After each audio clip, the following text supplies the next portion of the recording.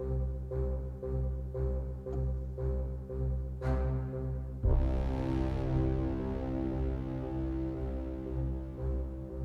have an unidentified flying object. I'm Jack Oswald, and you're listening. This is Hudson Hammond, and you're listening to... I'm Richard C. Hoagland, and you're listening to... I'm Art Bell, and you're listening to Dr. J Radio Live. We have an unidentified flying object.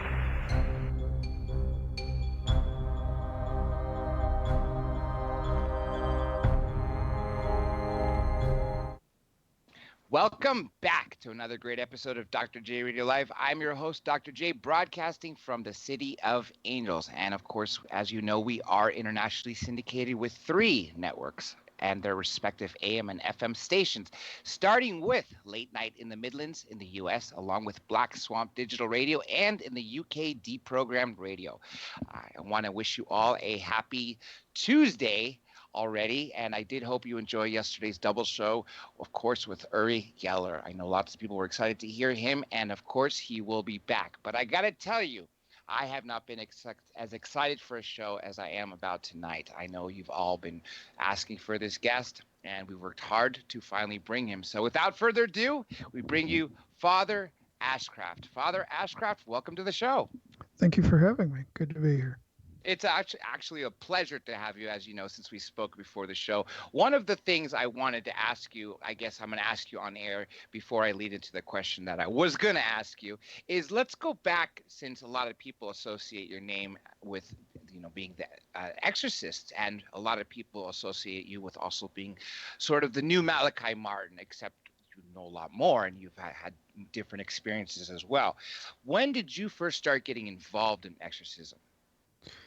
Well, it was shortly after my ordination. The bishop of our eparchy had appointed me to the position, and I was mentored by a Roman Catholic priest who was a Franciscan, actually, and he was retired, elderly, and he agreed to basically take me under his wing and mentor me in that area of priestly ministry.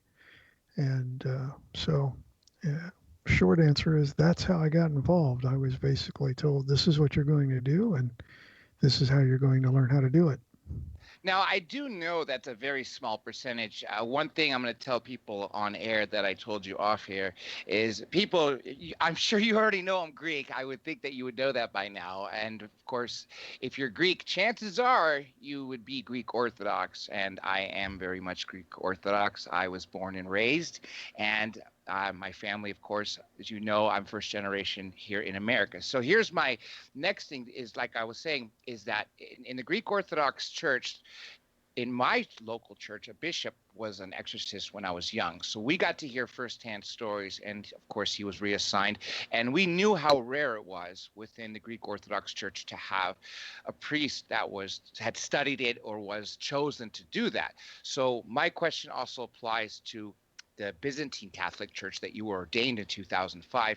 What percentage of other priests would you say have that same position of being the exorcist? Because I know how rare it is. Oh, it's extremely rare. I think that Rome is attempting to train more men now than it had in the past, 50 years or so since Vatican II, because the need has increased exponentially in the past 20, 25 years. As far as orthodoxy, it's perhaps more rare, I would think, to find those in your average Orthodox parish. From what I understand, most exorcists in Orthodoxy tend to be those in monastic orders. They're usually called upon to perform those ministerial duties, though there are exceptions. The percentage of clergy who are actually involved in this area of ministry just across the board in the historic Christian churches, and by that I mean the entire world of Orthodoxy, Roman Catholicism, and Anglicanism, it's probably less than 10% of all clergy, to be quite honest. And that is a very small number. And as you mentioned, with regards to Orthodox churches, we knew it was a very big deal because up until this bishop was assigned here, and of course, it wasn't because there was an exorcist that he was assigned to do. And I don't know what the reason was of why he was at the church that he was for a while, why he was here. But it was, like I said, a big deal. And we have not had one here since then. If there is to be an exorcism to be performed at our church, they obviously send them to a monastery in the local one that we have that we use is actually a Greek and Russian Orthodox monastery near Phoenix, Arizona. Now, this leads me to a question that you just brought up right before air. You said you trained a few Orthodox priests into exorcism. Can you talk about that? Well, I've been asked to provide varying degrees of training to ministers in a wide variety of denominations, ranging from the evangelical, such as the Church of Christ, all the way through Catholicism and Orthodoxy. So, the need is there. And depending on what I am asked to do by the proper clerical authorities of that particular jurisdiction, I do my best to meet their needs. So it's not always the same for everyone. I have a good friend who's an Orthodox priest, and he came to me wanting to learn more about this area of ministry, and I shared with him some of the information that I share specifically with priests. And to be quite honest, there was little I needed to teach him on the theological level. It's really more methodological at that point. When you're dealing with priests and some ministers, what you're really doing is teaching methodology, how this works, what you need to be looking for, how to properly investigate, things like that. So, it's a very interesting thing to be called upon to teach people, but it's certainly needed and it helps. Now, let's talk about some of the exorcisms that you did perform. And one thing that you did mention at the beginning of this interview was the fact that the Vatican is training more people in the last 20 to 25 years. So that's sort of a two-pronged question that will lead into why the resurgence of so many people that are possessed. But before we get into that, let's actually talk about some exorcisms that you performed. And even I'll take it one back basic question. For those people who truly don't know, I would think that would sort of kind of be a given. Can you explain what an exorcism is?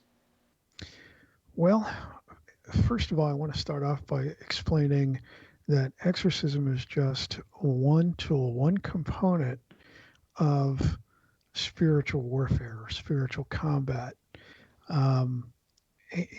We have this, a lot of people have this skewed view of what exorcism is, that it is the crux of spiritual warfare, and it really isn't.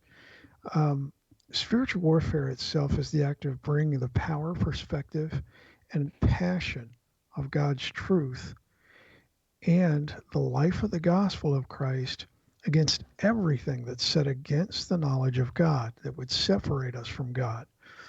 So when you think about spiritual warfare in that context, every aspect of the Christian life is part of spiritual warfare, okay? Every moment of your life, you're engaged in a moment of spiritual warfare because we are always dealing with suggestions or occasions of sin. It might be on television, something we see there that can ignite lust in us or greed. Any of the sinful activities we see in the world, we can see in our culture the increasing the increasing lack of morality, lack of ethics, basic human kindness. And so, yes, the entirety of our lives are really spiritual warfare. Now, to answer your question, what is exorcism? Exorcism itself is a rite of the church by which demonic entities are expelled from a person or a location. The rites differ, but the end goal is the same. In Orthodoxy, I believe there are two different rites: the rite of St. John Chrysostom and the rite of St. Basil.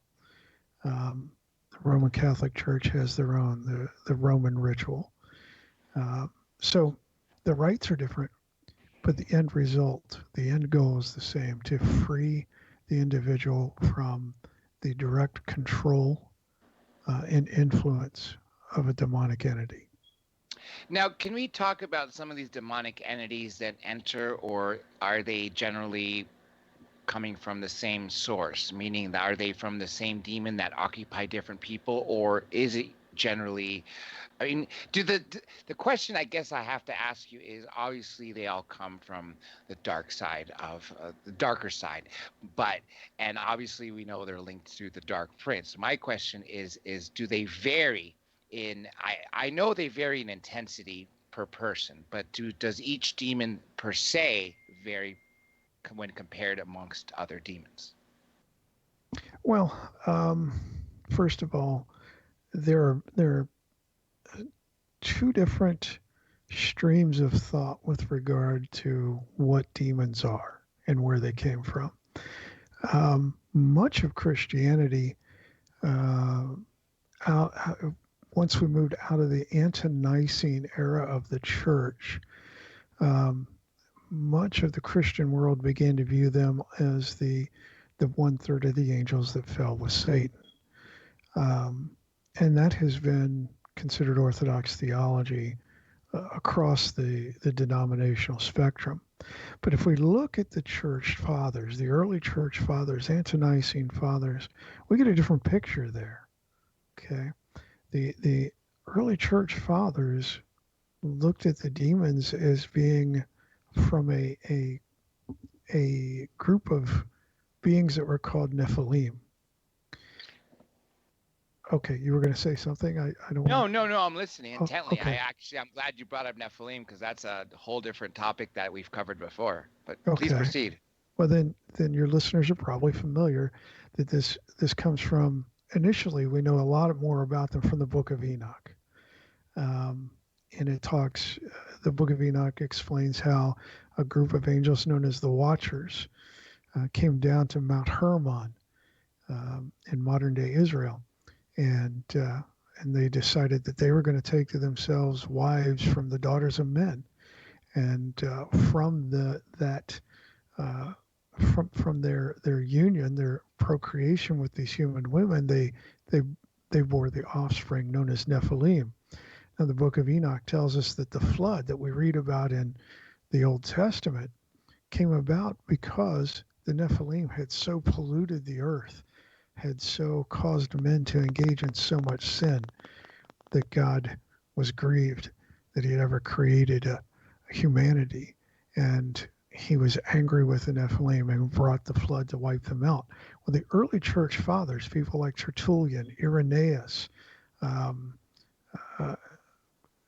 etc., I mean, Hippolytus, on and on and on, believed that it was the spirits of these Nephilim who became demons. Okay, so we have these two different streams of thought. But the interesting thing is, when we look in the Old Testament and we look in the New Testament, we find that there is more evidence for the Enochian account than there is for the later Christian, considered the more orthodox worldview. So my personal opinion is that the demons are the spirits of the Nephilim. I accept that patristic witness, and I believe Scripture attests to that. But that doesn't make a hill of beans of a difference when we're talking about exorcism. Demons are very evil entities. They've been around for a very long time. They're malevolent. They hate humanity. And they're very intelligent. They've been around so long, they've learned quite a bit. They know human nature very well. And these are the entities that are around us to tempt us, and to suggest things to us to cause us to sin. So these are the beings we're dealing with. These are the entities we're dealing with in exorcism. Now, you actually just answered something that I was going to ask you, because this problem with demonic possession doesn't go back 2,000 years from Jesus Christ. We're talking about going back to the beginning of the Old Testament, the very first time I think people were writing, especially if these are spirits of the Nephilim, which goes back several thousands of years. Can you think of any passages from the Old Testament that talked about some of the first exorcisms that have been performed on man to be saved? In the Old Testament? Yeah. I can't think of any off the top of my head, to be quite honest. There are instances in the Old Testament, like Genesis 6, which speaks of the Nephilim. We also have in the New Testament plenty of examples of exorcism. Jesus performed exorcisms very early on in his public ministry. The apostles performed exorcisms in their ministries. The scriptures are filled with examples of exorcism. And there are examples in the oral traditions, the Mishnah, the Midrash, etc., in Judaism, some of them predating Christianity. So this is indeed older than 2,000 years. It's been around a lot longer than that. And that's exactly why I asked that question, is because I knew that Jesus did perform exorcisms, as did the apostles, and obviously I would think that it transcends faith. That's what I would think, obviously, because it doesn't matter, like you just brought up a great point, that it doesn't matter if you're whether you're Jewish, whether you're Christian, it's still going to transcend, because the Nephilim were the rulers of all, if you go back to that period of time when they were taking man as woman, as taking wives literally from man and creating, did you say the Anunnaki? Regardless, creating the Nephilim, the offspring of those that came from somewhere else and mixing with the locals here. Now let's talk about some specific exorcisms that you've been involved with. Going back to 2005, after you were ordained in the Byzantine Catholic Church, and I should say this for everybody out there, that you are now Anglican, and that's another point we'll talk about in a little bit later. When we get off the topic of exorcism, we talk about one of the reasons why you left the Vatican Church, because there's a lot there. But let's go back to 2005. Can you think of your first exorcism that you attended? Did you attend any when you were being trained? Yes, I did. It's not like you see on television in the movies. There can be very demonstrative and frightening things that happen during them, but it's usually not quite like that. Generally, you'll get a lot of foul smells, objects moving, and often very marked changes in voice coming from the victim. We sometimes see different languages the person never learned, sometimes dead languages. But yeah, I attended some, and without getting into specifics, because it's really a violation of privacy for those that we served in that way. There were some strange things that occurred, certainly. Things that aren't really appropriate for the layperson to deal with, because they're difficult enough for a cleric, a priest, to deal with, as I'm sure any minister, any priest in this area of ministry could tell you. There are things that will be said in those exorcism sessions that are intended. The demon is intending to discourage the minister, discourage the priest from continuing. So anything from your past, any dirty laundry you might have, the most embarrassing things, they're going to come out.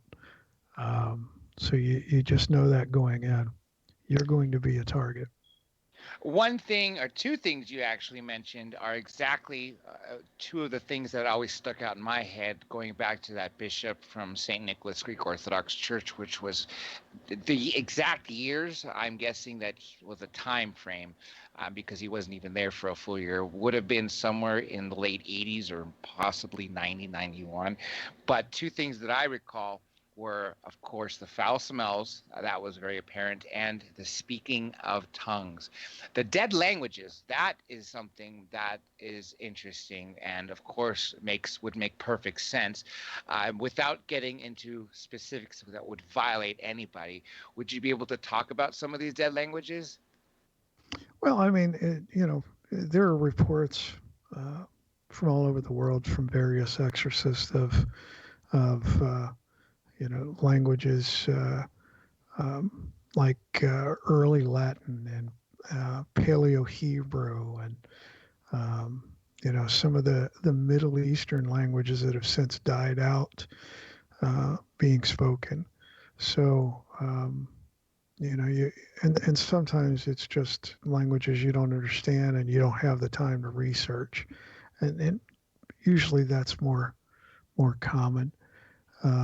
Because if the demon is launching into a language like that, they're usually trying to avoid the confrontation that comes with an exorcism, because an exorcism is very much confrontational, and so they do everything to avoid that. So that usually those languages are used to sort of throw us off the scent, so to speak. So I tend not to really bother with them that much. If, and this is a big if I were to record an exorcism session, I might, if I thought the language was significant, take it to a local university and see if someone there can possibly tell me what the language is and maybe translate it. That's if I think that there is anything being said that might be significant to the victim being released from the influence of this demonic entity. Other than that, I would generally not bother with it.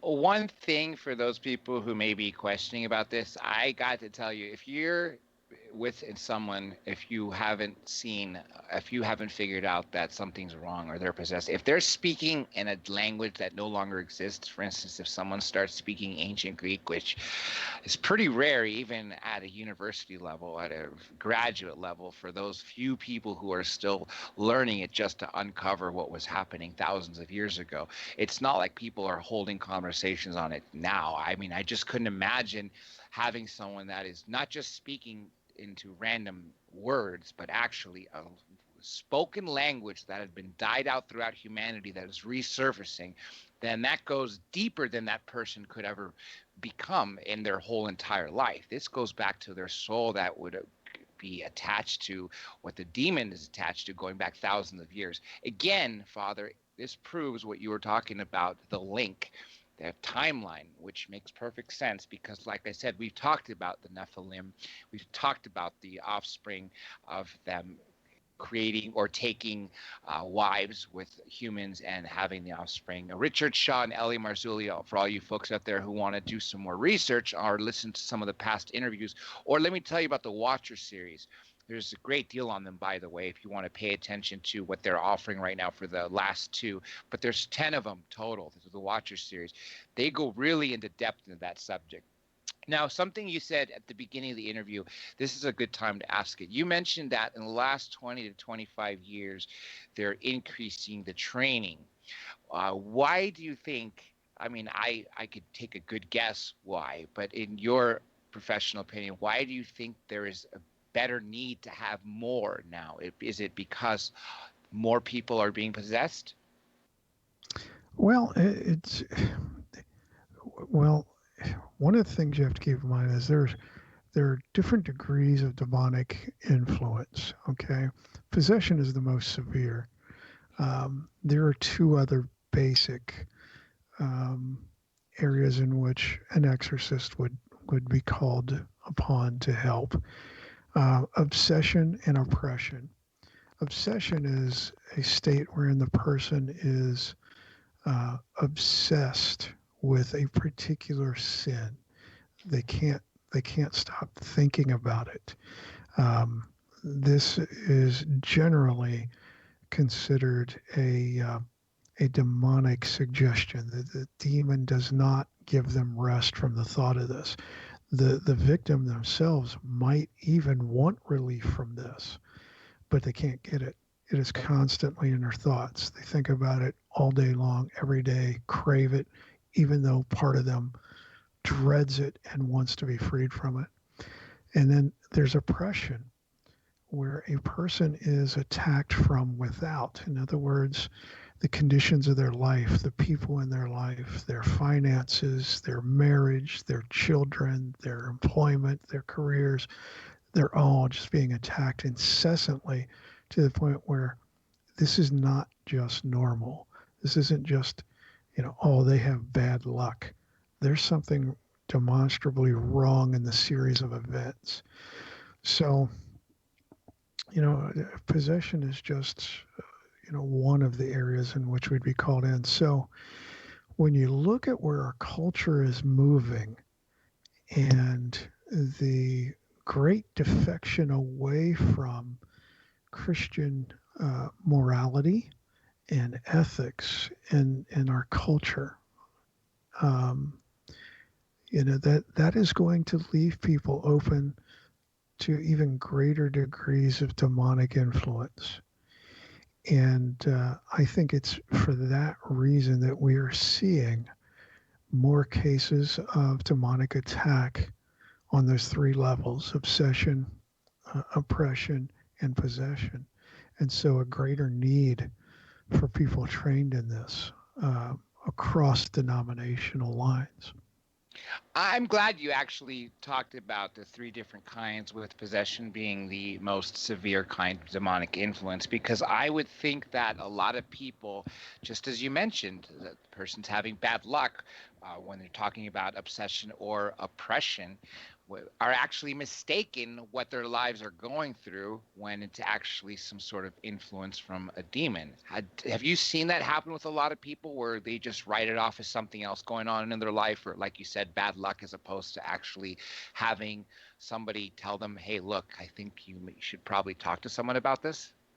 Well, the problem is that so few people are equipped to even recognize that something's wrong, that the cases of oppression and obsession that come to us are few. They're actually few. These people generally wind up in front of a psychologist or a psychiatrist. And, I have had the occasion to work with Christian psychologists, psychiatrists, and counselors. And so they see a lot more of it than we do.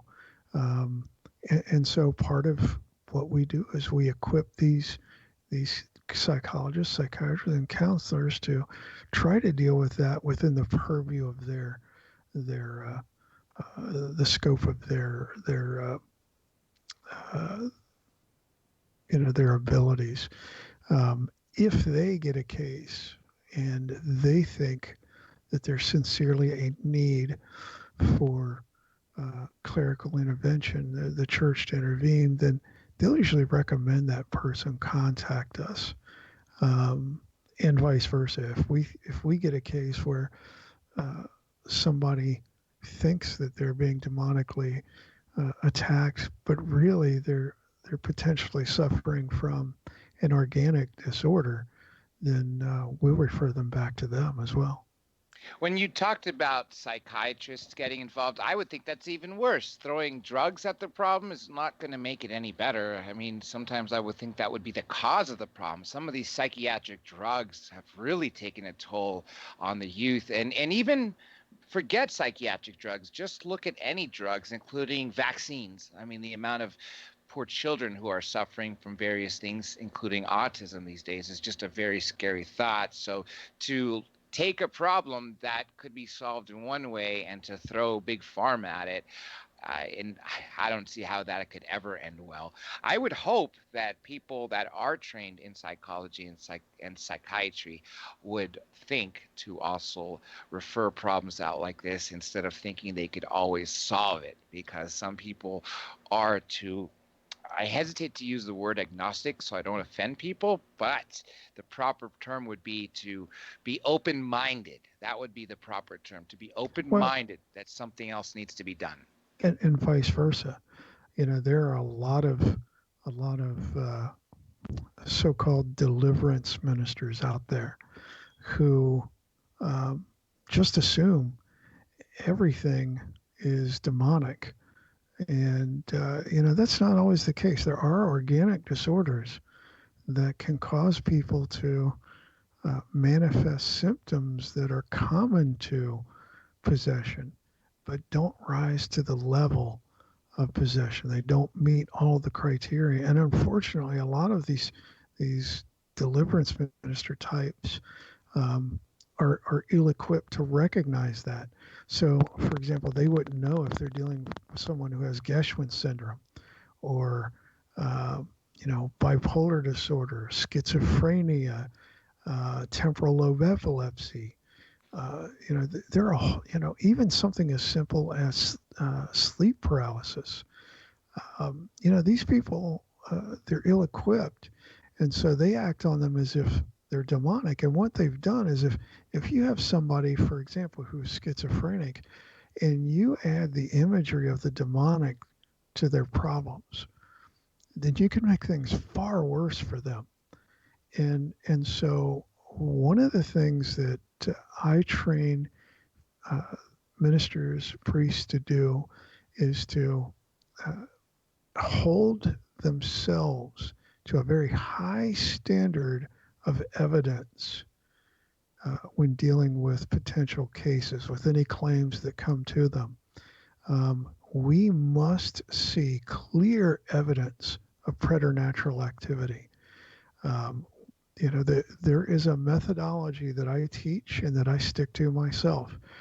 Anybody who comes to me with a claim has to first of all get a full medical and a full psychological examination.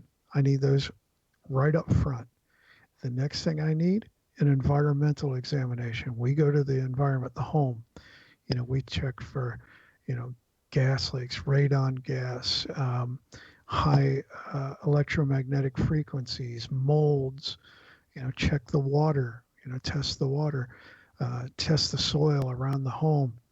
There are a whole host of things that we have to consider before we even begin to say, okay, maybe this is demonic. And so, just as there are good Christian psychologists and psychiatrists out there who are able to recognize when something is not necessarily organic and refer that person to the proper ministerial help, ministers, priests also need to be able to recognize, okay, this doesn't rise to the level of evidence necessary for demonic possession, but it does look like, an organic disorder, and refer them to someone who can help them. Because I think, anything else, acting as if everybody who comes to you with a claim is suffering some demonic attack, it amounts to spiritual malpractice, and I find it abhorrent. I definitely would agree. And the fact that you asked for those three things, the medical report, the psychological report, and the environmental report, because just as you mentioned, things at the home could be the cause of such activities.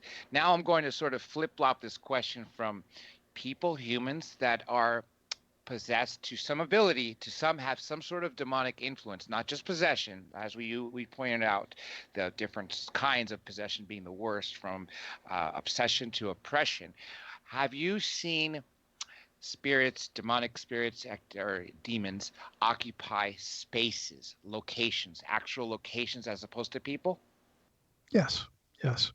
I was involved in a very well-known case that hit televisions internationally, and it was a former rectory of a Roman Catholic church. A lot of very bad things had occurred in that church. The priest who lived there just before it shut down had apparently abused children in that rectory, and was never brought to justice. And so the people who owned it were looking for help, and I was contacted by a television program actually, and asked if I could come in and examine the case and see what I could do. So I performed a basic blessing on the home, on the property itself. And in that blessing is what's called a minor exorcism. And during that minor exorcism, one of the rooms, when I got to it, there was a very heavy and distinct sulfuric odor that appeared in the room that everybody who was with me definitely smelled. We did our best to find any potential source for that. We couldn't. And it dissipated as soon as I started the prayers of the exorcism in that room. So I do believe that place was demonically infested. And there are places like that certainly around the world. And there are many priests who have dealt with that as well, many ministers who have. So yes, I have seen it. And yes, it's more common than demonic possession of a human. I'll tell you that. That's actually an important topic right there. The fact that it's more common, that we could also talk about in a minute, of certain places to people to avoid. But we'll get into that real quick. First, I want to talk about a couple things you just said. One thing, going back to my childhood, that bishop, one of the stories very specific to this. Actually, you just proved another point. For instance, we'll talk about the odor of sulfur. Just because something or someone is emanating an odor of sulfur doesn't mean it could be possession or demonic influence, or as opposed to the other way around, where just because that person is having some sort of influence, it would emit that particular odor. But it seems that the odor of sulfur, the sulfuric odor, appears to be very common. Why do you think that odor is used by these demons to sort of mark their turf, if that's the best way to call it? That's a good question. I've never thought about that. Perhaps it's just because it is such an oppressive, foul scent that it leaves us with, a sort of. It's just a very displeasurable scent, I think. And that's not really the only scent that we experience. We've experienced some others that are pretty foul too. There are some that you would swear you were in a sewer system. There have actually been cases where the demonic produced pleasant scents like roses. So, it just depends on what game they're playing. if they're trying to frighten or pull the wool over someone's eyes. Because, and I find this a lot with Roman Catholics, unfortunately, is that they tend to associate the scent of roses or lilies and things like that with a saint or with the Blessed Mother. And so there have been cases where demonic entities have produced those scents in order to masquerade themselves as being some saint or even the Blessed Mother. And so, you got to keep in mind these entities, they're crafty, and they will throw every trick in the book at you if they can, if they think it's going to work. And unfortunately, in some cases, it works. I mean, some of the manifestations, I don't know if you're familiar with the apparitions at Garabandal.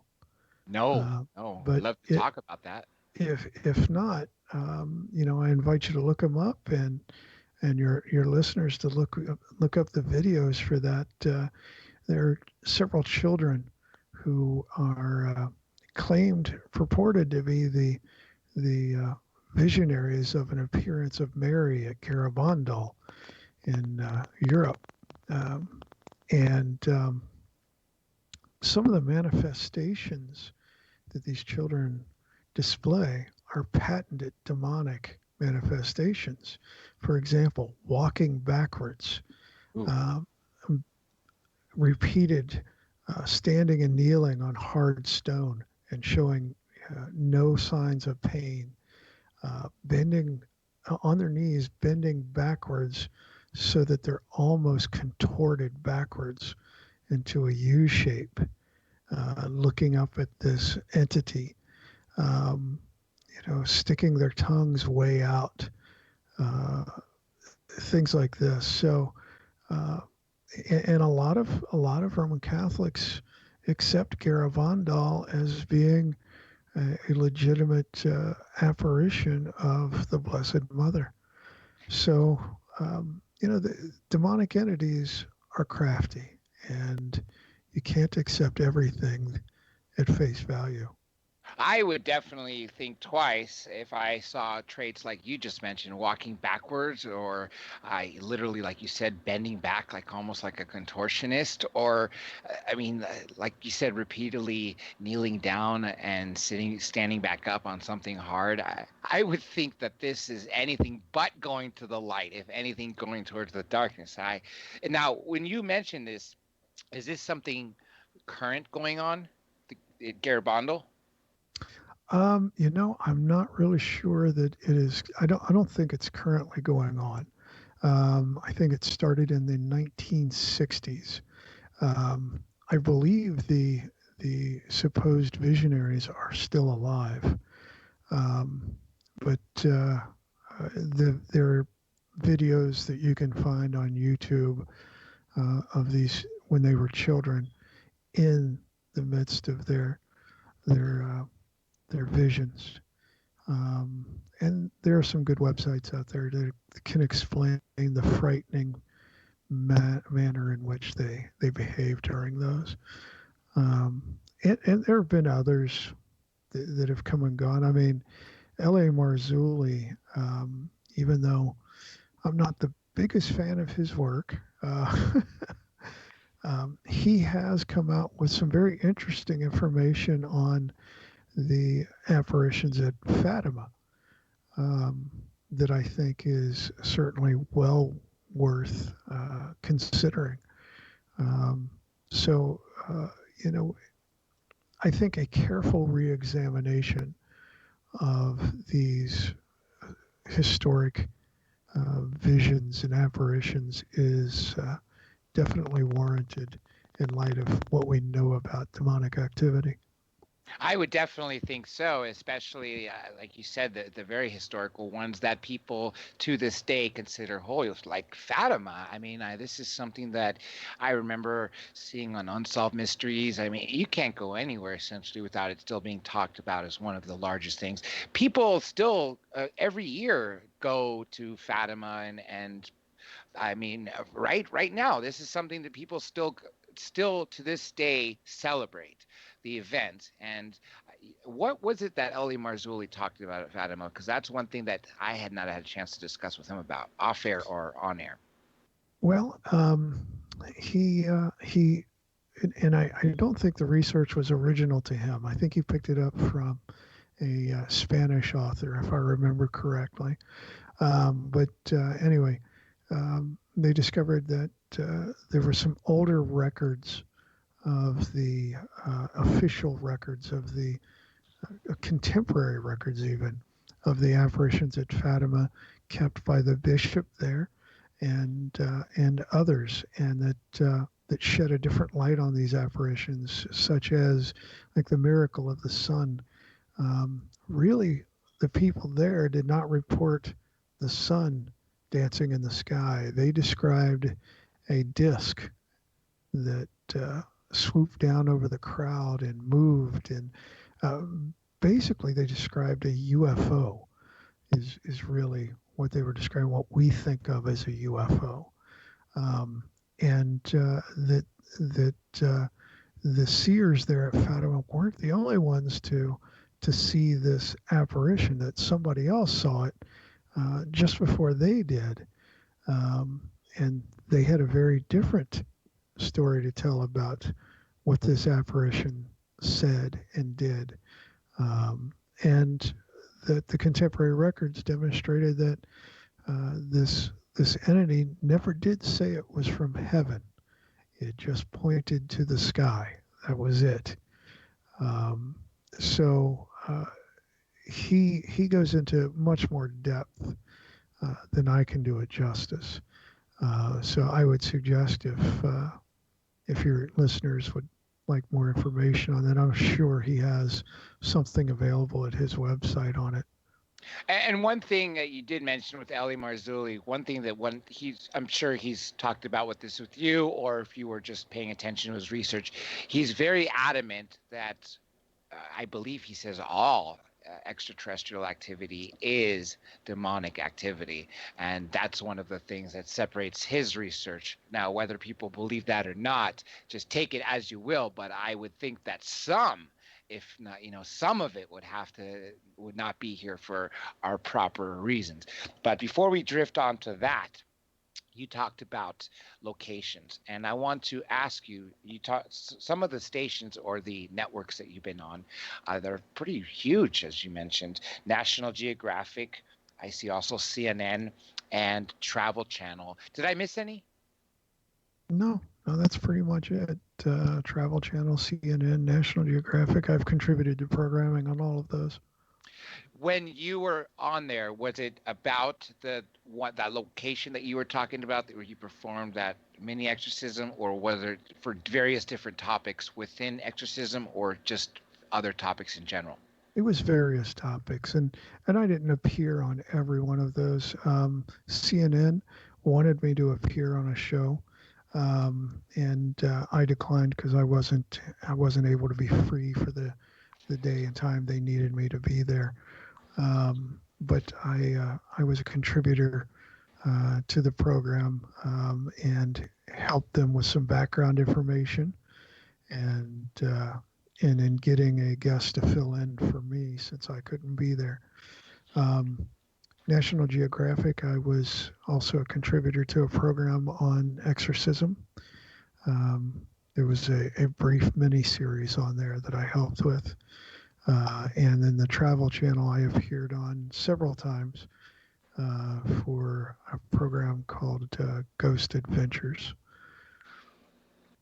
Now, actually, we've just recently spoke to someone from Ghost Adventures, so I'm very curious when those people come on. But one thing that I've always thought when I think of ghosts in general is demons, demonic activity. One thing that's always scared me is this home. I don't know if you've heard about it in Indiana. I don't know the city.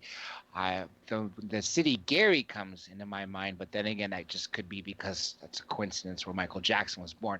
But this specific house, I recall that there were so many witnesses, including the police who came, the paramedics who came, and even in the hospital, one of the children I believe, was walking on the wall.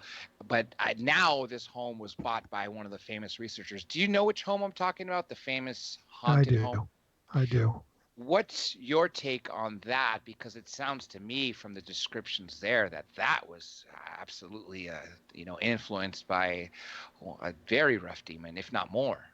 Well, everything I've heard from my sources is that there's a whole lot of hype and a whole lot of fakery there.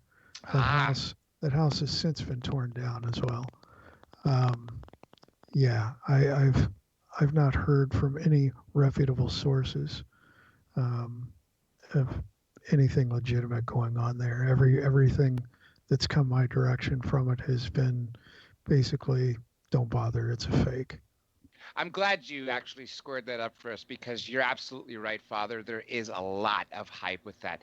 I know we're going to take a break in 10 minutes, but if I could keep you for a little bit longer, because we're really on a roll in this topic, and I know when we come back we could change it up, of course, to talk about one of the reasons why you left the Catholic faith. But while we're still on this topic, locations, let me ask you about this before I ask you about people. I would think that once you perform a mini exorcism and clear a place free of influence from a demon, that some places may be prone to demons, having again influence. Have you come across locations where there have repeated influence by demons? Not me personally, but I know others have. And when that occurs, it's always because the people who live in that location do not have a relationship with Christ. One of the things that I think we have to clear up about exorcism is that it's some sort of magic formula that you wave your wand and everything's better. You sprinkle some holy water and poof, magic. It's Hollywood, essentially. Yeah, Hollywood. Yeah, it doesn't work that way. There is nothing any exorcist can do to help anyone who doesn't have a relationship, a substantive relationship with Christ and His church. It doesn't work that way. That relationship, that covenant relationship, is the only thing that protects anyone from demonic activity, and so with a location, if the people do not have that relationship, of course, the demons can come back, and they generally come back in more force and more numbers and stronger than before. Christ told us that would happen, and He's always right. Now, this obviously answers the same question with regards to people. Obviously, if they're cleared, if they go back to those same ways, I would imagine then they could draw the same attention towards them. My question has to do now about young children who are too young to know about ethics and morals before they even have a chance to be taught by even their parents, let alone by their faith. Have you come across cases where extremely young children who really have had yet a chance to even grow up to even a child have been influenced by a demon to some degree? No, I haven't.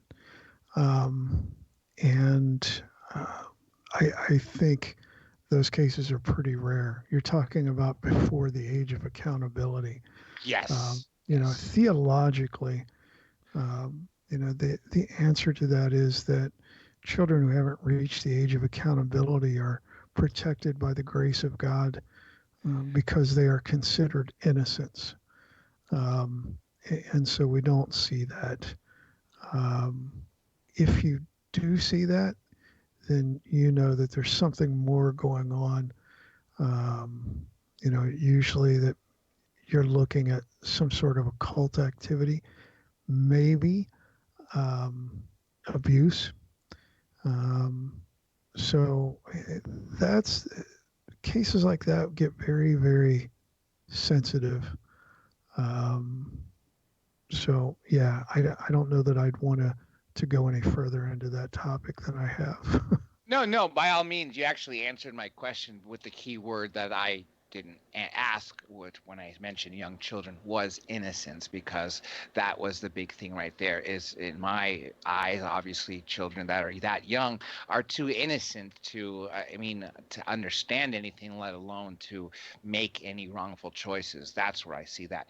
Now, let's talk about, you did mention earlier in this program that in the past 20 to 25 years, one of the reasons why there's a demand for more of exorcists to be trained or priests to be trained in these methods, is because of the people that, or the decline in ethics and morals.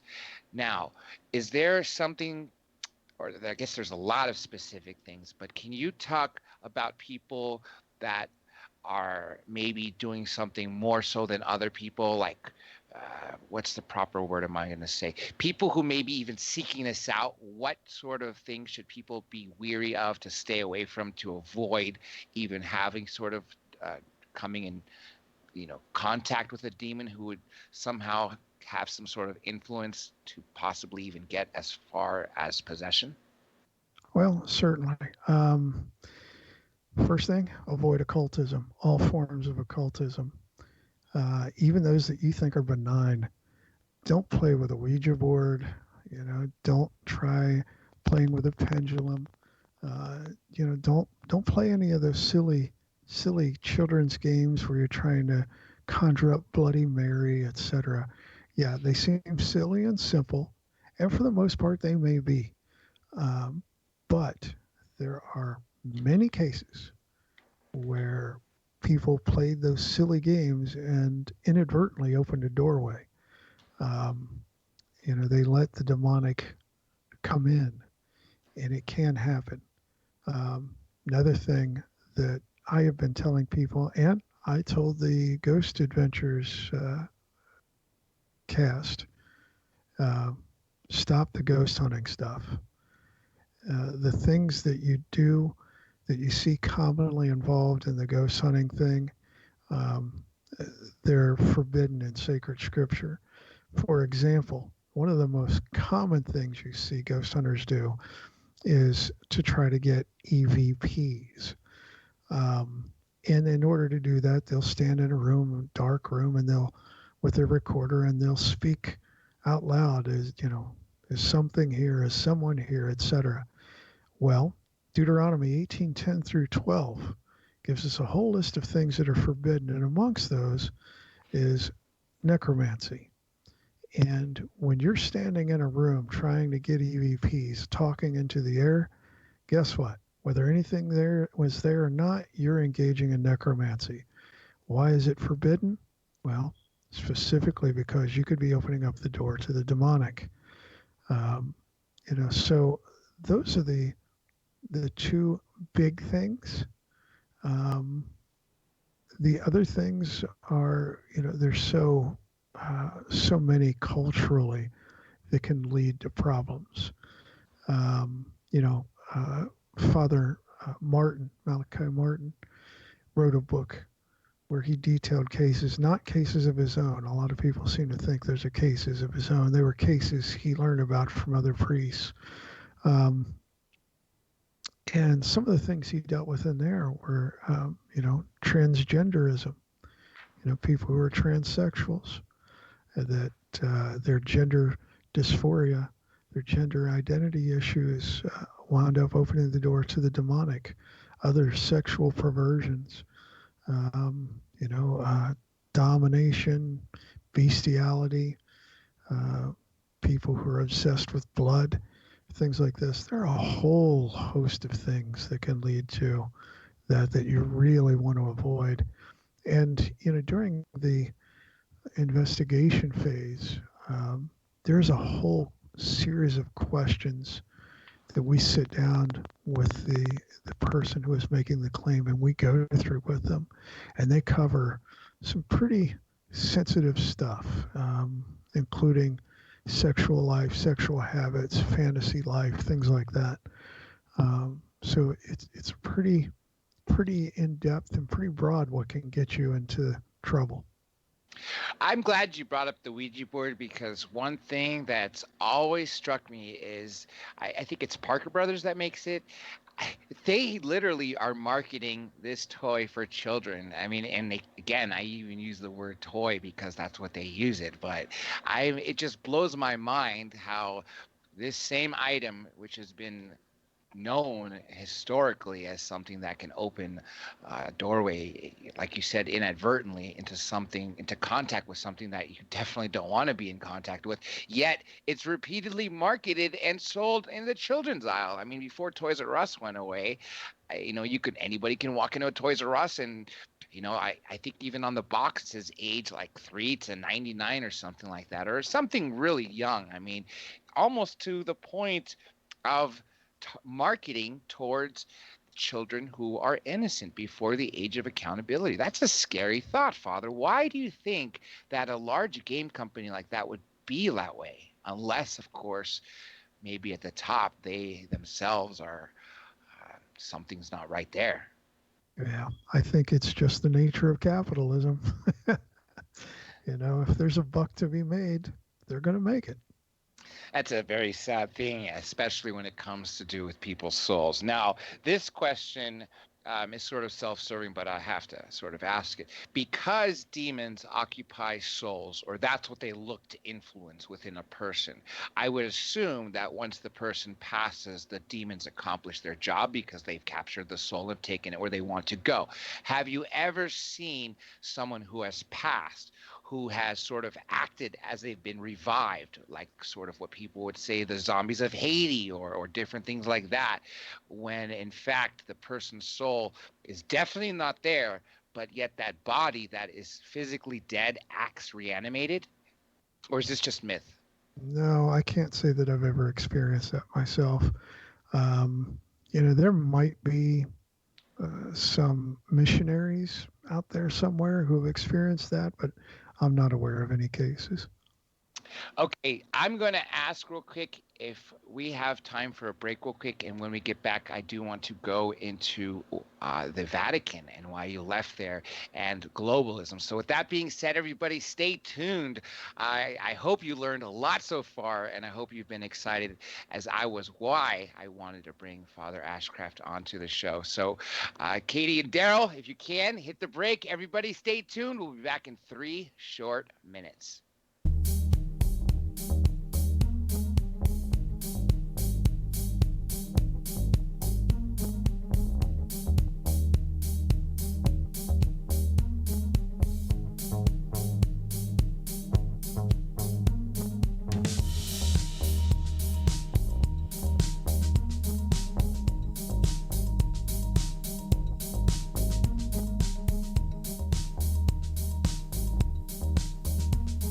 The L&M Radio Network offers an exciting chat room for you, the listener. Come interact with your fellow listeners and like-minded people and talk about the shows, from the paranormal to conspiracies and anything else L&M related. All you have to do is go to the lnmradionetwork.com website and click the L&M official chat page button at the top of the homepage. Then click connect and you'll be able to log in to the chat room. We're here for you 24 hours a day, 7 days a week, and the chat room is for both Studio A and Studio B. We look forward to seeing you there. So, you love talk radio? Then you'll love TalkStreamLive.com. TalkStream Live is always on, 24/7, with the best streaming talk shows. Find your favorite talkers and discover some new ones. It's free, readily available online or on mobile with any smartphone or tablet. Finding your favorite talk shows all in one place has gotten a whole lot easier. Just go to TalkStreamLive.com. Be sure to download the free apps from Google Play or the iTunes App Store.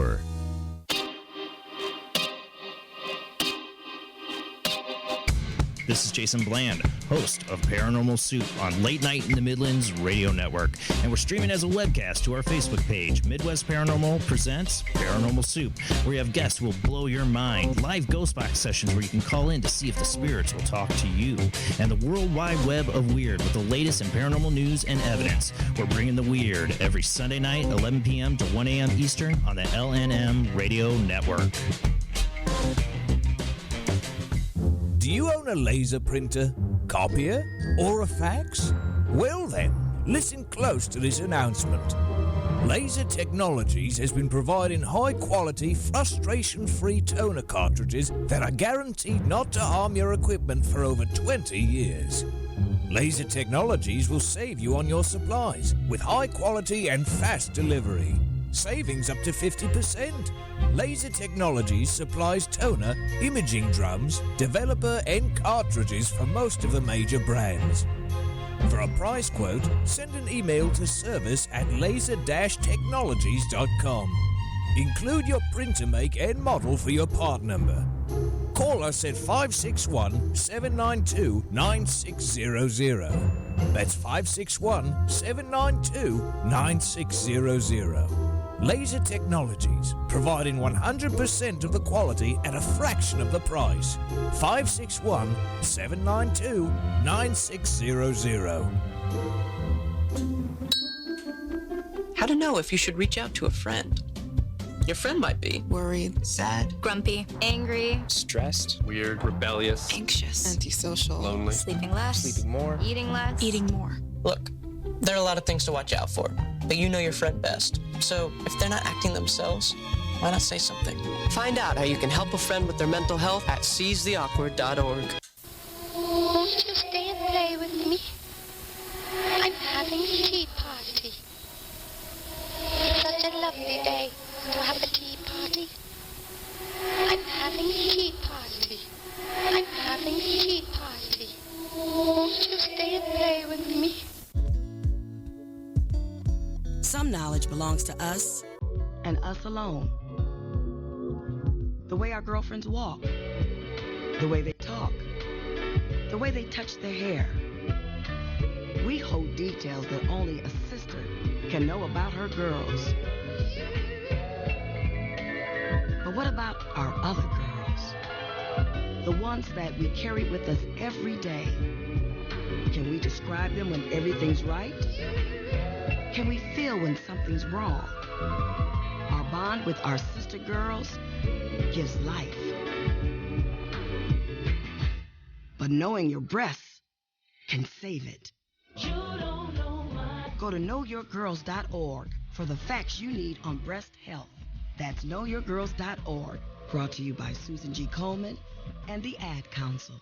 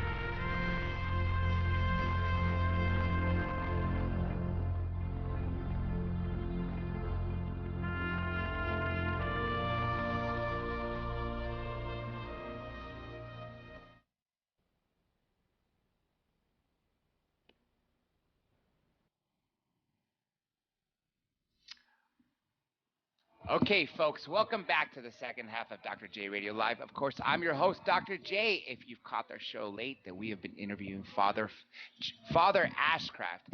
Of course, I want to say it professionally, don't want to say the first name because that's not the way I was raised. We've been talking about exorcism and, of course, different influences of demonic influence. For instance, as we mentioned, obsession, oppression, and the most severe being possession, which obviously is one of the things that I would think would scare a lot of people because, again, this is something that I've always known about from what I heard from when I was young from the exorcist at my local church. And it, again, when we talked about, if you heard this interview late, we talked about how rare this is because of the fact that when I had a chance to speak to him when I was young. And again, I've yet to see another bishop or any priest or even a deacon, anybody in that level or capacity come to this local church that I've been a part of since our family moved here in '84, who has been involved with this. So it is a rare thing, and I was only able to hear those stories then, and to hear them again now I'm glad I'm able to share this information with you folks, because again, a lot of you have asked for it. Now, Father Ashcraft, I want to ask you another question, something we talked about before, which is actually in your bio. And I'm going to throw out your website for everybody out there because I like saying it, paleoorthodoxy.org. And I love to say paleo because, again, I'm Greek. Paleo means ancient. The way we just say it is paleo, old, is what the literal translation is. But of course, when you hear Paleolithic or paleo anything, it usually translates professionally to ancient. But again, like I said, in layman's Greek terms, if you know Greek, you could pretty much figure out half of the Western languages. And here's a little piece of trivia for you folks out there. Most people know that every Western language is half Greek and half Latin, for the most part, split that way. But here's a key question, folks. Where did Latin come from? Well, I'll give you the answer. Greek, ancient Greek. That's right. Therefore, when people say it's all Greek to me, that is absolutely right. Everything you are speaking came from Greek, from the Western side. Has nothing to do with the other parts of the world. Father, I want to go back to 2005 when you were first ordained in the Byzantine Catholic Church. And recently, you said about 2 years ago, you split off to be Anglican. What were some of the reasons that caused you to split off from the Byzantine Catholic Church? Well, I was a sede vacantist, and basically that means it's a Latin term. Sede means the seat or throne. Vacante is the word for empty. In other words, the throne or the seat is empty, and it's a term used to refer to the office of the papacy. I came to believe that the popes in my lifetime, at the very least, had really defected from the faith. They had become heretics, and so I embraced sedevacantism, and gradually I began to see, mainly through my study of the Church Fathers, and perhaps some influence from my Orthodox friends, that the papacy just wasn't what it was cracked up to be, and so I left. I considered the Russian Orthodox Church. There were some opportunities there for me to be incarnated in the Russian Orthodox Church outside Russia. But ultimately, I wound up in the Anglican faith. I felt that that's where I belonged. It was a good middle road, and it has a lot of ties to Orthodoxy, and it has a lot of respect for some aspects of the Reformation. So I felt like it was a good place for me to be. So that's how I wound up in Anglicanism. This is a good topic to bring on with you, considering you were looking into Russian Orthodoxy. As you obviously know by looking into that Greek and Russian Orthodox are very similar. Like I said, the monastery that a lot of monks go to from around the world in Arizona, which actually has 7 little chapels or churches, whichever you want to call them, on their location. People must speak both languages, Greek and Russian, in order to be a monk there. But unlike the Catholic Church, where there's one pope, we have 5 patriarchs. Can you talk about that? I'm going to let you, since you're, obviously the father, I figured I'll give that to you. Specifically what? I mean, I guess I'm not sure. The 5 locations of where our patriarchs as opposed to one pope are, and why there's 5. Do you know that answer? Oh, I'm sort of familiar with the five patriarchs. You know, Jerusalem, Constantinople, etc. As far as the reasons, I know I studied it in church history, but I really don't remember it at the moment. Now, this is a question that I'm sure a lot of people probably know the answer to, but a lot of people may not know the answer to. Is there a major difference or a difference at all between Byzantine Catholicism and Roman Catholicism? Well, yeah, Byzantine Catholicism is really, when you boil it down, it's orthodoxy, but with the addition of the papacy. That's really what it boils down to. The liturgy, the divine liturgy, is the same that you would see in most Orthodox churches.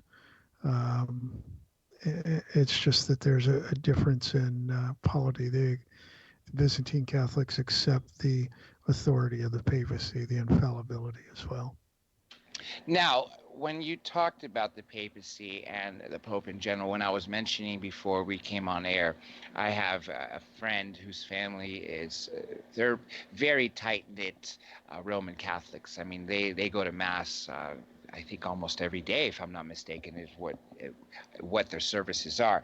But I do know that they've not been very happy with the last two popes because of what they're doing to the church. Did you see anything happen, say, when Ratzinger became Pope after Pope John Paul became the second and versus Pope Francis right now? Well, I know that Ratzinger's brief time in the papacy, he seemed to make overtures toward the more traditional-minded Roman Catholics, which is why I think, to be quite honest, why I think he resigned. I think he was basically pressured to do so. You know, and you have Francis. What you have there is a man who is an out-and-out Marxist. He is no friend of the church, any church, including Orthodoxy. He is a leftist, and I consider him an apostate. And I'm sure many Orthodox would agree with me. And I'm actually glad you brought that up because, again, that was what a lot of the concerns that my friend had shared with me. And one thing that I've noticed, again, I'm not part of the Catholic faith, is that the current Pope, Francis himself, doesn't use the Pope Mobile, drives his old car, and I believe he doesn't even sleep in the famous apartment at the Vatican. Do you know why? I mean, is this just a preference so he could be more humble, or as some people put it, that it's not really as it seems? I think he has carefully manufactured and managed his public persona so that he can be viewed as, the people's pope, which is, part and parcel of his Marxist socio-political leanings. I don't think it's humility. The people who work with him in the papacy and in the Vatican have many times leaked stories about the fact that he's very autocratic. He's very dictatorial, has a very short temper, and very sharp tongue. If he doesn't like something you say or do or suggest. So no, I think it's a carefully manufactured public persona that doesn't really capture the essence of who he really is. You know, those traits you just mentioned, again, that would be exactly opposite of what he was trying to portray. But like you said, carefully orchestrated, what he's having everyone perceive. He's actually done that. He's made that job happen in the sense of, I guess, in the eyes of the beholder, where people actually believe that, hey, this may be a very humble person. But one thing that seems to be a very common theme, which you even brought up, is the Marxism that is with Pope Francis, because a lot of people talk about globalism when it comes to do with the Vatican. And obviously, one thing that we have to worry about, even in the United States, as I was talking before, just how this even ties in with politics. You have the right versus the left, the socialists of the left who are really trying to, I don't know what they're trying to accomplish. I guess, it's only scary to imagine, because the last time there was, if you considered a success, that there was a socialist movement.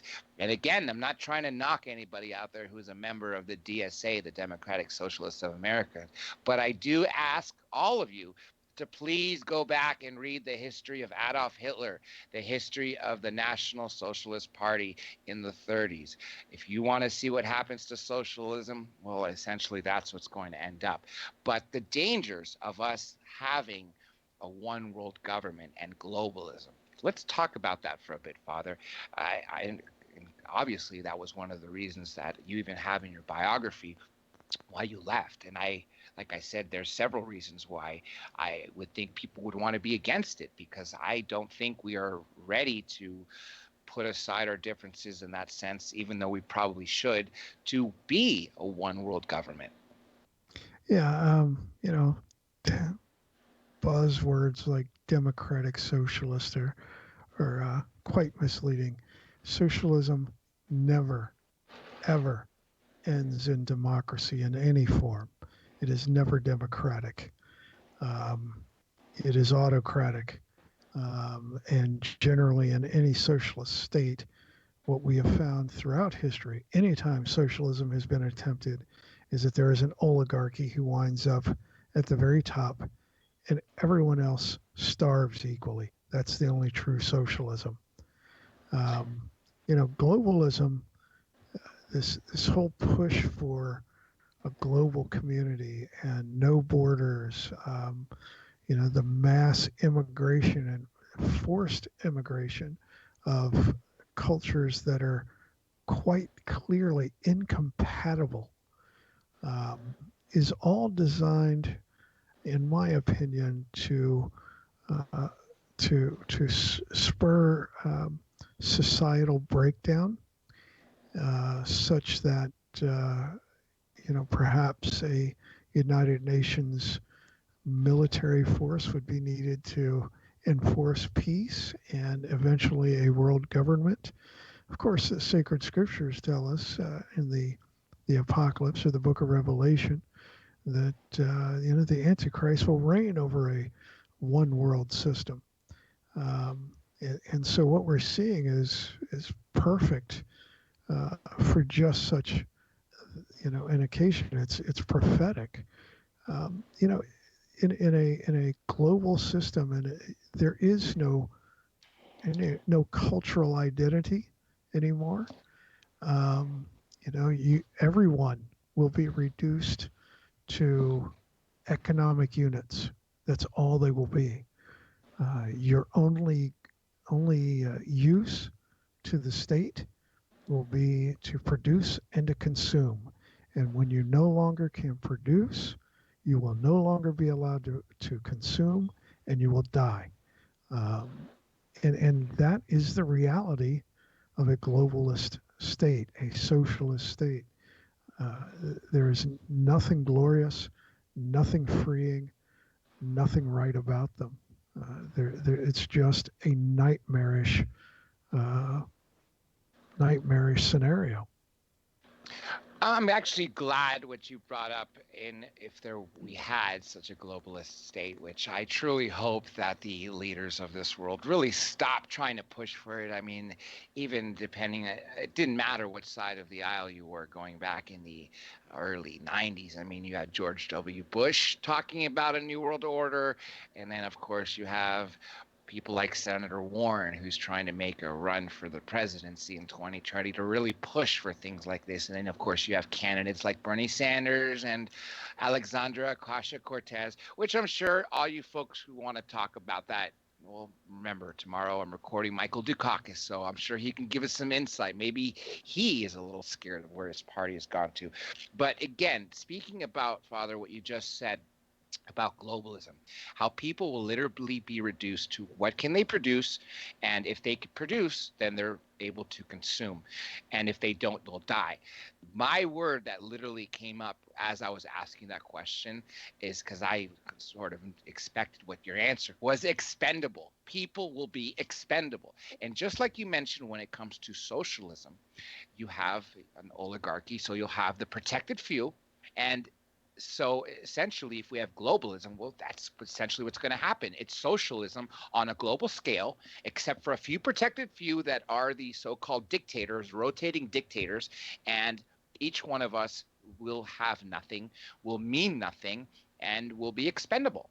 And that's a scary thought. I agree. And that is the end game of globalism and socialism. Now, when I talked about technology before we even started this interview and the dangers of technology, again, I know you folks out there have heard me say this before because I do have that article posted on my website.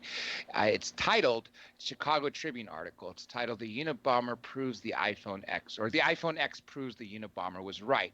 And it wasn't per se the iPhone X, folks for out there who haven't read it. And again, it doesn't have anything to do with someone who killed a bunch of people to talk about or to push an idea. It talks about his actual manifesto, which is actually a published work. If people have a chance to read all 35,000 words, I highly recommend it. But if not, the gist of the article is that, one, we are slaves to technology, and two, we humans are, one, not responsible for technology. We're definitely not responsible with the way technology is coming out so fast. And I think the combination of when you look at technology and how we become slaves of it and how we are irresponsible, well, that also applies to having this push for socialism, I would imagine. Would you agree, Father? Well, I think there's certainly a connection between the push for globalism and technocracy. That's for sure. You look at Google's recent plans to work with China on a social credit system there. And, that's frightening. Google's stated goal is certainly not a free society. Their stated goal is really a social agenda. They're very much a part of this globalist socialist milieu that we see out there.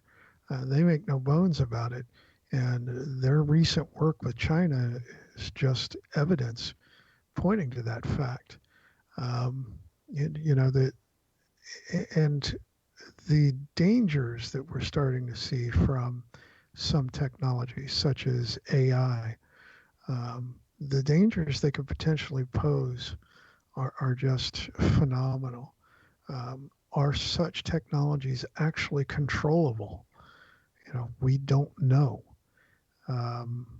There have been some experiments in AI that have had to have been abruptly halted because the systems were out of the control of their creators, and they were doing things to hide information from their creators. And even one talking about ways that it would kill humanity. So, these technologies are dangerous, but I'll be honest with you, outside of the return of Christ, I don't see anything saving us from what's coming on that level.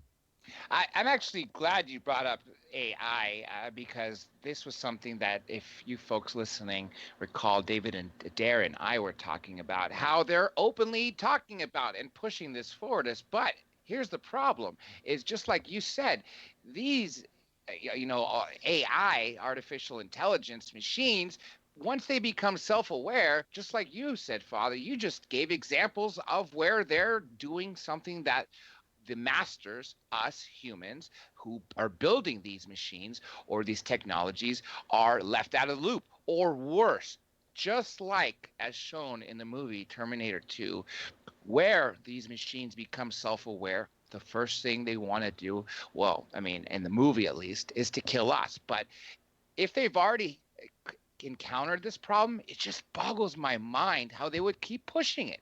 Why would they keep pushing something like this when they've already recognized these troubles? These are the things that make me wonder, what are certain people doing on this planet? And again, this goes back to the very beginning of our interview, Father. Are these people playing with demons? Are they under the influence of demons if they're trying to introduce things like alternative or artificial intelligence into our society, knowing that the end game could be that these AI software machines can become self-aware, and since our society is very now no longer industrial, we are no longer in the industrial revolution. We are technologically, or we are fundamentally in the technological revolution. We are all connected via the internet, via the energy grids. So if you have these artificial intelligences that come around and become self-aware, then every aspect of life that people are depending on, their mobile phones that are connecting to their banks, or even their cars, their navigations, all that will go out the window the moment that you give control to a machine. And I don't think enough people really understand that. And I'm glad you brought that up, Father, because this was a really, really needed topic. And this was one of the great things about you, is when I told you before, we'll just go wherever it goes. And I'm glad we came to that. Now, I wanted to spend the last 20 or so minutes talking about some articles on your site, unless there's anything else you want to say, Father. It's totally up to you. No, certainly. Go ahead. Go with the flow. All right. Now, again, I mentioned everybody out there, Father Ashcraft's site is paleoorthodoxy.org. And I'm going to read you the article you just wrote yesterday, Monday, October 15, 2018, a real life Hunger Games. Talk about that if you can. Well, I was doing some research on entertainment, and I came across last April, a Russian television show called Game 2 Winter, and it's set on an island, very remote, where apparently the temperatures drop to 58 degrees below, and the game will actually last 9 months, almost a full year. And they're going to have 15 men and women compete in a struggle for survival against each other, carrying only a knife, one pair of warm clothes, and whatever survival gear they can carry on their bodies. But the thing that was really surprising about this was that there are literally no rules. And when I mean no rules, I mean no rules against violence, no rules against rape, murder, anything these people choose to do, they can do it. Now, the people who are organizing this television program have said, they might face legal ramifications after the game, but there aren't going to be any during the game. And that whole concept is just frankly barbaric. And so when I look at where television is going, especially reality TV, it's really it is the cesspool of so-called entertainment. The Real Housewives series of shows. These women are the most vile, hateful people that you could imagine, to each other even. You see violence on these shows, cheating, all manner of sin, fornication, adultery, drug use, theft, lies, everything. I mean, if it's a sin, these shows glorify it. And, I got to looking at that, and then I started, again, I'm a big fan of the patristics of the church fathers, and I looked at what they had to say about the entertainments of their time, and they experienced much the same. And they spoke out against these things. We don't really think about things like the UFC, for example.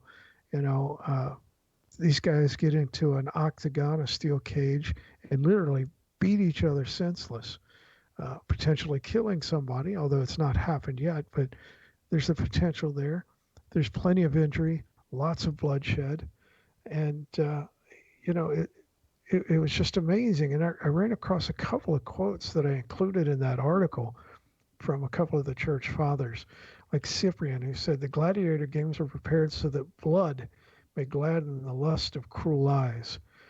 And Lactantius said, yet they call these sports in which human blood is shed. And they're talking about the gladiators, sure. But, I mean, really, how far from that are we when we're watching the UFC? We're really not that far from that.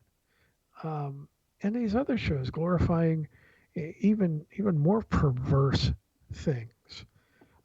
So, the fact of the matter is that our society has a real heart problem. Our society has moved so far from the Judeo-Christian worldview that it lacks any real sense of objective moral values. And part of that is to blame on the fact that colleges are spewing out people who have been brainwashed with relativism. Everything is relative. There is no objective truth there in their worldview. They will tell you, there's your truth and my truth. Well, I'm sorry, that is not truth. There is your opinion and my opinion, certainly, but truth is one. It's objective. It cannot be a subjective thing, because truth, by its very nature, is objective and absolute. But that is not what our society sees today.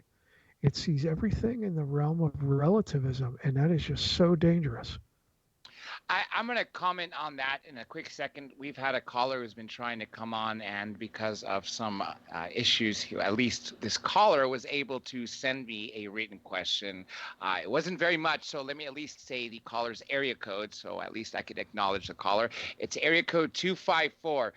He wants to ask you, Father, this is all he writes, about Lucis Trust, Lucis Trust, if that makes any sense to you. Lucis Trust, yes. It was originally known as Lucifer Trust. It is an occult publishing house. Produces a lot of New Age material. If people are not familiar with it, you can find information on it online. Very occult oriented, very dangerous organization, very much connected to the United Nations even. Those little New Age shops in your neighborhood that sell the crystals and the New Age books, that stuff's not as benign as you might think. There's a very dark occult connection there. So, yeah, that's a very good question to bring up. I'm actually glad he brought that up, because I was not aware. And just to at least comment briefly on what you just said about entertainment, is I really fear what's happening to our children. I mean, this is a very serious problem of what I've said this to multiple people. What does the future hold for the children and grandchildren of the future? I mean, the world that they're being born into, like you mentioned, the entertainment, these children are not shielded from some of these things, like you said, some of those vile, disgusting influences that they could possibly have. It's almost as if the best way is to remove them from such influences, but yet they go to school, they're going to hear it, they go on their computers, since essentially these days that's what you need to do your work. You sort of can't get out of it, and that's a very scary thought. I think there's one more here. Oh, that was Patrick White from Lucas, Texas, who asks that. Okay, thank you, Patrick White, for asking that question about Lucis Trust. Yeah, good question, Patrick. Let me say this. You just mentioned the connection with United Nations. And again, I fear UN because of what we talked about, globalism. Can you tie in why they would have such a deep, dark side, unless it has to do with the end goal, which, as you mentioned, the prophecies talk about the Antichrist will be the one dictator once we have a globalist Earth. That one person who will emerge to fix all the problems and promises everything good will be the one person that will take us to all of our demise. And I wonder if that's what the UN is pushing for, because it seems to me blatantly that's what they are acting like, at least. Well, the first thing you have to keep in mind is that the big names at the top of the New Age movement, that is the philosophical minds behind the real in-depth New Age worldview. These people are very much involved in socio-political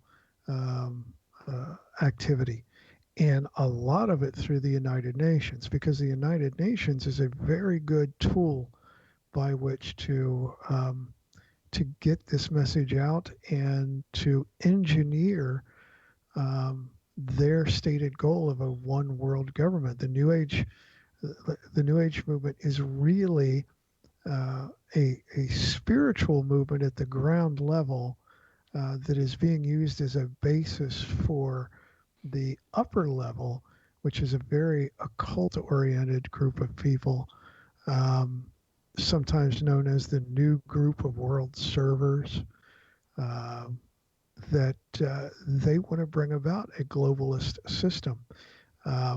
And they do believe, you mentioned the Antichrist, many of these big names like Benjamin Crumb in the UK, they do believe in the coming forth of a world leader who will usher in this new age of global governance that they call Maitreya.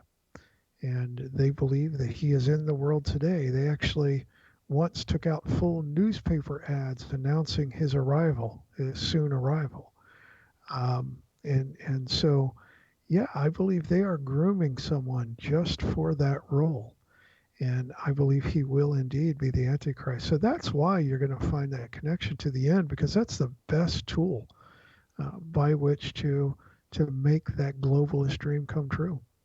Let me say this real quick, because we just had another caller try to come on whose area code I don't see. For all you people who are trying to call, we're actually having some difficulty with the phone lines. It'll knock us off air, so we cannot answer them. But believe me, anytime you have questions, the show is for you, the listeners. So if you have anything, don't hesitate to write it to us. One way or another, it will get to me. So if you have anything in the limited time we have left, by all means, we will change the conversation to accommodate your question to Father Ashcraft. Now, there's two other articles there's a lot of great articles, but in the amount of time we have left, there's two I'm hoping we'd at least get to. If not, there's a third one too that I'd like to talk about. First, I want to go to the heresies of Brennan Manning. Can you tell us about that? Well, I don't know how many people are familiar with Brennan Manning. He seems to be more popular in the evangelical world than anywhere else. He's written some books. The most popular is a book he wrote in 1990 called The Ragamuffin Gospel. And he has made some statements about Christ, et cetera, that are just a little bit odd. I think it would actually push us off of the topics we've been discussing to go into him too much. I would recommend that readers go to my website there and read that article if you're interested, if you've read Brennan Manning's works and you want to know why I say he is guilty of heresy. I suggest you go there and look. Suffice it to say, he was not a very happy man, a former Roman Catholic priest. He died as a result of his alcoholism. So he's not exactly the best source of theology we could turn to. And again, for your website, I am going to have my webmasters update the site tomorrow to have a hot link for it. And for anybody out there, again, who wants to go to it and maybe follow along with the articles we're reading or going more in depth into what we're just touching on, again, paleoorthodoxy.org, paleoorthodoxy.org, PALEO, paleo, orthodoxy, ORTHODOXY. oxy.org. And I will tweet this out when the show is over. So hang by, folks, for 10 more minutes, and I will get this to you all. And by the way, Father, just in case we do run out of time, I do ask you to please hang on for after the show so I could thank you again in person or off air. Now, here's a couple more articles that really stuck out to me before we came on air. Cultural Marxism and the racist college campus, because this is something that people in America right now, specifically since Donald Trump became president, has really taken a super high rise. I believe the last count was the amount of socialist or communist type sort of clubs within college campuses has gone up 800%. And the day that Miss Ocasio-Cortez won in District 14 in New York for her, I guess, Congress seat, her House of Representatives seat, the term socialism was, the searches for that term went up 1,500% that night. That's a really scary thought that people are attracted to this. So obviously you wrote about this, Father. I would think this has to do with what we talked about. But what was it specifically that spawned you to write this article on the 23rd of September? Well, I started looking again at what was going on college campuses, of minorities beginning to self-segregate and, really reverse everything that people like Dr. King fought for in the 1960s. And doing so in the pursuit of equality somehow. And it confused me as to what their thinking was. And when I really got into it, I found out that really this had more to do with this cultural Marxism than anything, and that racism has, and I'm not denying that racism exists in the world today, let me say that. But what I am saying is that racism has become, the word racism has become a weapon used very easily, very cavalierly, and really has become, charging people with racism has become, in effect, a method of actually enforcing a reverse racism. You see that people of Western European heritage, basically what we call white people, they get accused of racism just for being born white, Caucasian, as if there's anything anyone can do regarding their race, as if we choose our race, and that somehow one's skin pigmentation makes one automatically guilty of racism is just absurd. But that's what's going on in our world today and on the college campuses. The social justice warriors really claim that they're defending people against racism when they're really they're in the process of creating racism, because they're causing blacks to hate whites, and they're vilifying white people who have done nothing, literally nothing. They've had no connection to racism. And the college campuses allow it because they're scared to death of these very radicalized cultural Marxists on their campus. And so I thought, I wanted to write a little bit on that and explain that, when you have people like Dr. Leonard Jeffries on campuses who literally states in a college newspaper that whites are inferior, biologically inferior to blacks, and that generates no outrage, no response from the campus authorities. The media doesn't care one whit about it. We've got a problem, because that is as vile and as racist as anything that the Nazis put out about Jews. And yet it's considered completely okay somehow, and it's not. And we have to stand up and say, this is not right. I definitely agree with you, and it's actually scary just to see what's happened as I've gone and visit the different campuses that I graduated from.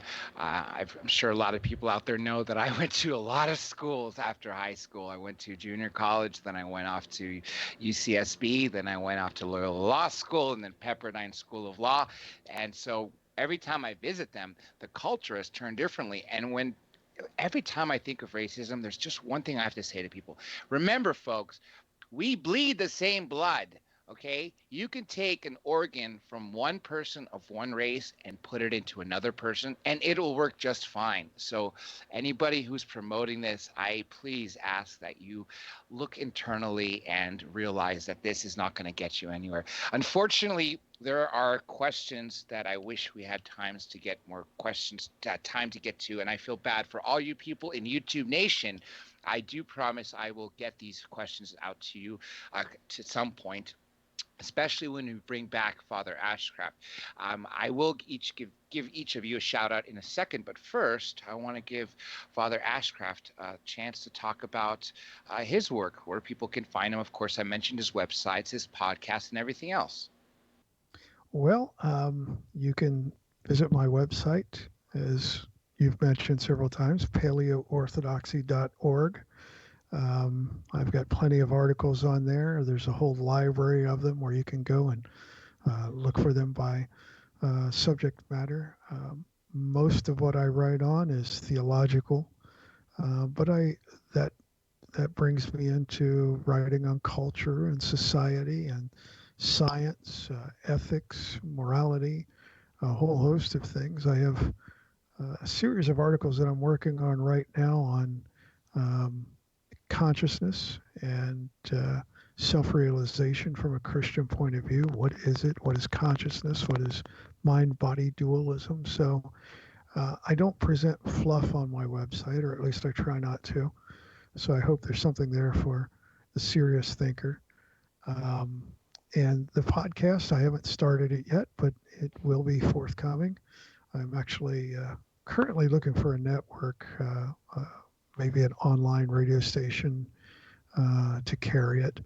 I, like yourself, I have a background in radio, and so I'd like to pursue that. The podcast will be called Truth Aloud, and I think once we get it going, it'll be interesting. And any of the listeners who have questions that weren't answered tonight, if you really don't care to wait until maybe I come back on or what have you, feel free to email me there at my website. There's an email address there for you to do so. I'd be happy to respond to your emails as well. And if you want more information on exorcism proper, I have a book on the topic on Amazon Books that you can get. Just type in my name and you should be able to find it. And again, just like Father Ashcraft said, for those of you on YouTube right now where we're also live streaming, I did plug in the website at the very bottom so you guys can, who didn't have their questions asked, please follow Father's advice and ask him directly. But now let's give times for the shout outs for the loyal listeners. Of course, I want to thank one of my moderators, Adderike Studios. Always loyal, always there. Thank you, my dear friend. Jesse Danner, you too. Nicholas Bader, MacArthur Lewisant. I hope I said that correctly. Bill O'Connell, 13. Super Arashi, 90. Please forgive me if I mispronounced that. And of course, I do also want to thank Third Phase of Moon, world's largest UFO YouTube channel. Check them out every single day. They have lots of videos for you guys to decide if they're fake or not, because they've received so many submissions. It's up to you folks to do the work to figure out if they're real or not. And as a matter of fact, several of the videos that when I was working with them, and still do to this day, we've found to have merit. People like Jaime Maussan have stepped up to have investigate and have proved them one way or another. And there's a lot of amazing footage out there with a lot of different people, witnesses, and different angles. So there's some pretty amazing stuff out there, and I just hope everyone checks it out. With regards to the show, folks, remember, Everything you need to know is the name of the show. That's right, Dr. J Radio Live, DRJ Radio Live. That's all you need to remember. drjradiolive.com is the website. Okay, I'm going to try to remember all the social media. It's all the same thing, at DRJ Radio Live. Minds.com, Facebook, Instagram, Twitter, Flickr, Tumblr, YouTube, Google, whatever else is missing. I'm sure Patreon, there's another one. If you go to the website, there's a link to all of them. Buffer is another one I keep forgetting. There's just so darn many. The point is, it's always one word, the name of the show. I try to make it easy for everybody. With that being said, folks, I do want to thank the networks real quick. I do want to thank, of course, Late Night in Midlands. We have Katie and Daryl Neely working very hard behind the scenes, station managers and audio engineers for the show, doing a lot for the network. And, of course, the owner, Michael Vara. And Wise Frog, Black Swamp Digital Radio in Ohio and in the United Kingdom. We have JC to thank from Deprogram Radio Network. And that about covers it all, folks. With that being said, join us tomorrow night for Dr. Richard Spence. He's joining us back to talk about his last best-selling book, and I think you guys will enjoy it. If you did miss that interview a few times ago, because the last couple times he's been on, we talked about other stuff. So with that being said, we are officially out of time, and I have to say my usual saying, which is that I am officially signing off, folks. Good night.